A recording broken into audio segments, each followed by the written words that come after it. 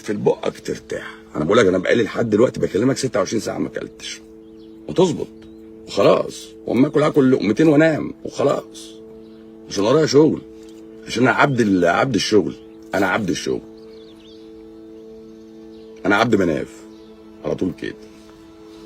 زمان كانوا يقولوا لنا ايه الحاله دي تشتغلها في انهي توقيت، فاقول له لو انزيمات الكبد كذا، لو مش عارف ايه كذا، فيرد عليه يقول لي ايه لا، ولو الحاله دافعه كويس. ما الدكاتره بتعلم بعض بقى ويعلمونا ما تعملش سعرك زي الاستشاري، عشان لما تكبر يبقى ملعبه ما يخشش عليك وما تخشش عليه. انت فاهم؟ انت فاهم قصدي؟ لا. وبعدين واحد بيقول لك اعصابك يا دكتور الضغط. بص يا باشا، انا الضغط الدم بتاعي لو وصل 300 على 200 مش هتحرك من مكاني. عارف ليه؟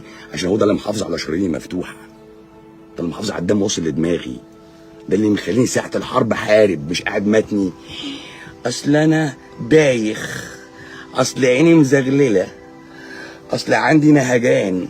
لكن اما ضغطي يعلى اقوم جايب. مش ده كده الحرب؟ ولا الحرب تبقى ازاي يعني؟ اتقيز يعني ببقى قاعد ايه يا جماعه ما تكلموني انا عايز راجل يطلع يكلمني. هو ايه القعده اللي كلها ستات دي؟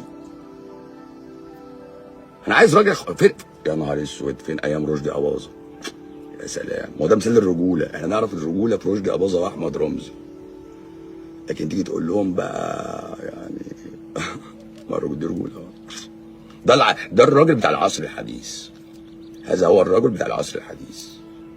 بس عشان كده يا باشا، انت رصيدك هناك حدوته تانية، مشاهدك هناك مختلفه. انت ممكن تقول مشاهدك كلها سكيتي، مش ما فيهاش اعلام، بس هي رباني قوي، فاهم؟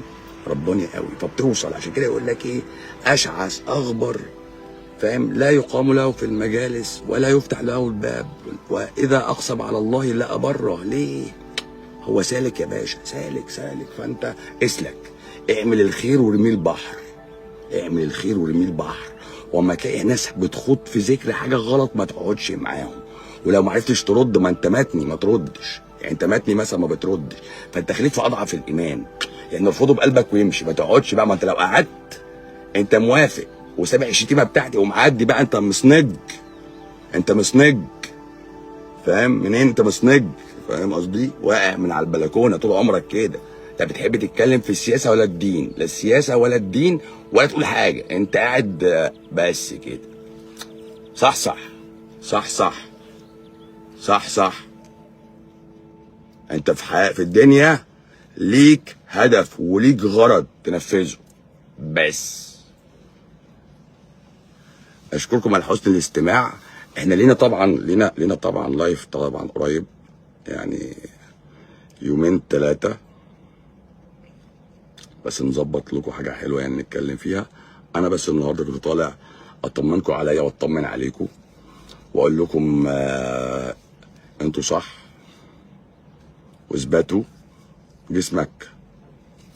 جسمك مخلوق كويس، قادر على التجدد، قادر على التشافي، قادر على التعافي، قادر على القيام بمهامه بدون اي تدخل من حضرتك. بيعرف يظبط البارامترز بتاعته حسب احتياجاته، يعني يعلي نبض، يعلي ضغط، يعلي سكر، هو حر، فاهم قصدي؟ بس انت عليك تعالج الاعراض اللي انت بتعاني منها وتعرف سببها وتوقفها. يعني ما ترميش كل حاجه على كاهل حاجه تانية، ولا الزغلله ولا النشفان ولا الرعشه ولا التشنجات ولا كرامبات الرجلين ولا الشد العضلي في مشط الرجل، كل ده سببه السكر. كلام فارغ.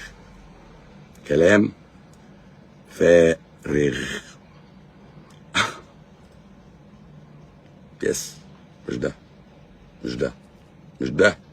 مش ده. انت رميت على حاجه وصدقت، خليت الناس كلها تصدقك ومبقيتش عارف تحط لها نظريه. واصل الانسولين ضعيف، لا الانسولين موجود بس بيتقاوم، لا الانسولين مش شغال، لا اصل البنكرياس اتضرب، اصل الجسم بيضرب نفسه. حطيت 6000 نظريه، وفي الاول قلت سكر نوع اول، لا نوع تاني، لا طب هو بيجي مع الحمل ليه؟ انت مش فاهم حاجه، انت تايه.